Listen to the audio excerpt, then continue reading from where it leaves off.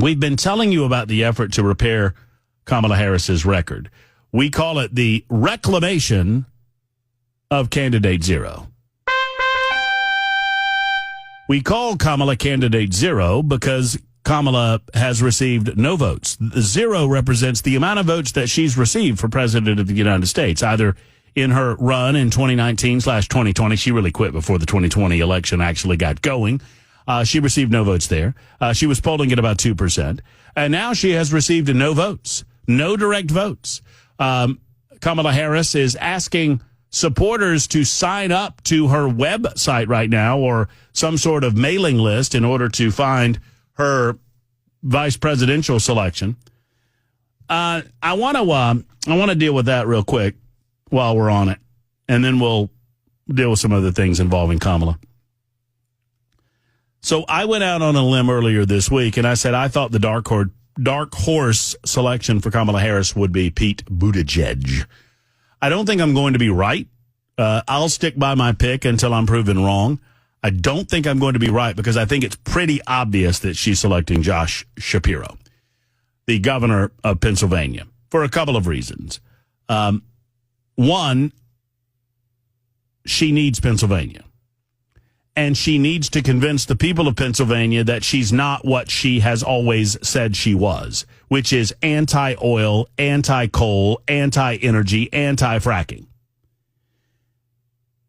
She has repeatedly over the years explained to people in Pennsylvania and West Virginia and Ohio, all of these areas that are largely coal country, energy country, whether it's fracking for oil or whatever. She has said over the years that it's time for you guys to find new jobs. It's time for you guys to find new employment elsewhere. It's time to close those industries down. She has stated on record that she is against fracking. She has stated on record that she wants to shut fracking down. Yet now, as the reclamation of Candidate Zero continues, by the way, I'm being told that people hear that horn and they think they're getting pulled over. I don't know why, but several people have begged me not to do it anymore. And I'm like, I don't know what to tell you, folks. I'm sorry. You need to slow yourself. If it sounds that convincing, pull over. Yeah, you need to slow yourself down. Her reclamation continues. The next phase in it, I'm going to predict it for you, will be to claim that she has this big momentum and a big lead. So they repair her record by saying, well, no, she never said that, despite what you see, despite what you hear in circles like the Matt Murphy radio show and elsewhere, despite what your actual ears heard, despite what she actually said regarding these subjects. She didn't believe that. Last night, she's on stage saying that she's going to fix the border crisis. What in the hell are you talking about? You and Joe Biden created this border crisis. You were the border czar, despite the fact that you're begging people to forget all of that. Yet here we are. So while I have selected, I thought that Pete was a dark horse candidate because he checks a few boxes that Kamala feels like she needs to check in her world because they're all about diversity, they're all about DEI, and they're all about identity groups. I think it will ultimately be Josh Shapiro for a couple of reasons. One, the primary indicator, she's making the announcement in Philadelphia, Pennsylvania, so either one of two things is true.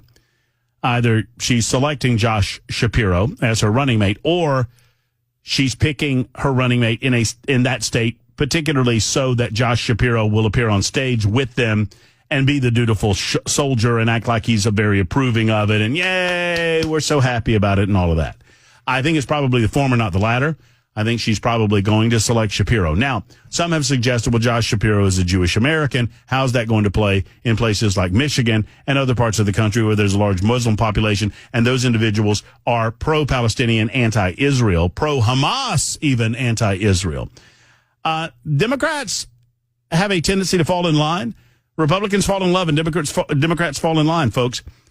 There is a belief amongst Camp Harris, I am told, that these individuals who are all in on Palestine, that she can wink and nod at these people and they will understand what that means. In other words, that Democrats have this ability that they just kind of wink at one another and go, you know, I'm going to have to go over here and say a few things that I know you don't support or approve of, but just hang in there with me and you'll know the truth when I become president of the United States. They do it all the time. They don't really have any core convictions. And so they fall in line with a little more regularity. Whether that is the case, whether that happens in this case remains to be seen. But I think that's a calculated risk that they're willing to take. In the meantime, speaking of Hamas and Israel, that part of the world is absolutely blowing up right now. Where's Joe Biden? You know, I am against any boots on the ground in the Middle East on the part of the American military. Outside of those, you know, posts that we have already established, obviously. I do not want any boot-based engagement on the part of the United States military in conflicts that can easily be handled by those more directly involved. In this case, obviously, we're talking about Israel and the state of Israel. That said, an absence of an American presence here is going to create potentially more broad-based war. Hamas began this conflict on October 7th. They decided to lash out at the Israeli people. They decided to kill Israelis. They decided to rape Israelis. They are holding Israelis and others, Americans included, hostage right now. And Israel is fighting back with everything they have. To the point that after Hezbollah, under the direction and with the support of Iran, bombed children on a soccer field and killed 12 of them, injuring many others, Israel has lashed back, and rightly so. And they slapped down the leader of Hamas. Benjamin Netanyahu spoke out earlier today,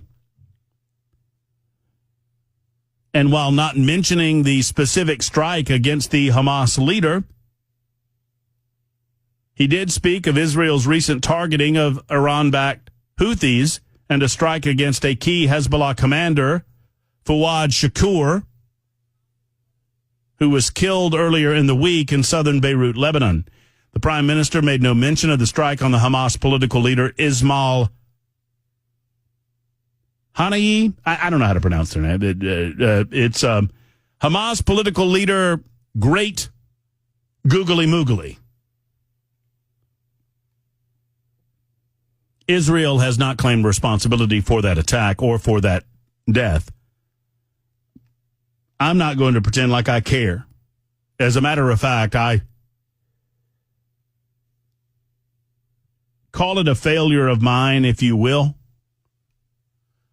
But I consider the world a better place without scumbags in it. And anyone who is the political leader of Hamas gets everything that's coming to them. Hamas killed indiscriminately innocent people on October 7th, and they've done so over their entire life. This is a terrorist organization. I'm not going to cry one single tear over the death. You can call it an assassination or whatever. I'm not going to cry phony tears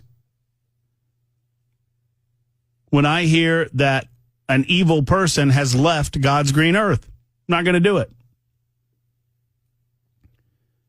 But what it does do is create a dynamic by which Iran might become directly involved. And if Iran becomes directly involved, what happens then? Particularly in an absence of American leadership. We don't have a leader that's handling this situation. You think Anthony Blinken's handling it? Joe Biden's MIA.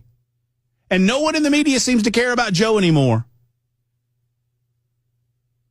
Nobody in the media seems to care about Joe anymore. In the meantime, fair warning, Bell, we may take some of this. Donald Trump is set to take questions at a convention for black journalists, and I am very curious how this goes for him. So we might be taking some of that live out of Chicago, Illinois, in a little bit on Super Talk 99.7 WTN. In the meantime, your telephone calls. It is election week. It is speed candidating. We'd love to hear from all of you. And we've talked about doctors today and whether or not it's a specific Nashville phenomenon that people don't have an ability to get in to see a primary care physician within a month or 2 or 3 or 4 or even 5. I was told earlier in the week that it would take until January to schedule an appointment with a PCP. January? Are you kidding me? Don might have an idea about all of this. Hey, Don, how are you? Pretty good. How you doing yourself? I'm well, thank you. You know, I've lived in Tennessee now 18 years. I had a doctor in Murfreesboro. I bought a place out. They call it Bell Buckle, but it's really Fosterville, right past Christiana. But I went to that doctor for 10 years, and they went ahead and they started a liaison service, I believe they call it. They wanted me to pay them $2,000